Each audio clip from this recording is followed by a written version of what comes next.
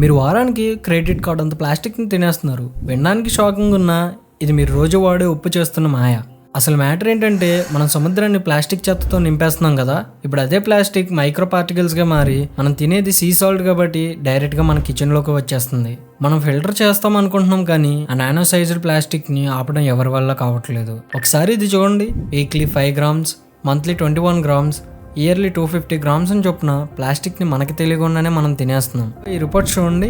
NGO 2024లో release చేసిన complete research report ఇది. దీనిలో ప్రతి ఇండియన్ సాల్ట్ బ్రాండ్లో మైక్రో ప్లాస్టిక్స్ ఉన్నాయని క్లియర్గా ఉంది. మనం తినేది ప్యూర్ సాల్ట్ కాదు, స్లో పాయిజన్. ఇవి బాడీలోకి వెళ్ళి ఏం చేస్తున్నాయో తెలుసా? హార్మోన్స్ ఇన్బ్యాలెన్స్ ప్రాబ్లమ్స్ నుండి క్యాన్సర్ వరకు ప్రతి దానికి ఇది ఒక రీజన్ అవుతుంది. మరి దీనికి సొల్యూషన్ ఏం లేదా అంటే ఉన్న ఒక్క ఆప్షన్, వీలైనంత వరకు రీఫైన్డ్ సీ సాల్ట్ని తగ్గించి రాక్ సాల్ట్కి షిఫ్ట్ అవ్వడం మంచిది. ఎందుకంటే ఇది సముద్రపు పొల్యూషన్కి సంబంధం లేకుండా భూమి లోపల ఉప్పు గనుల నుండి వస్తుంది కాబట్టి సేఫ్టీ ఎక్కువ.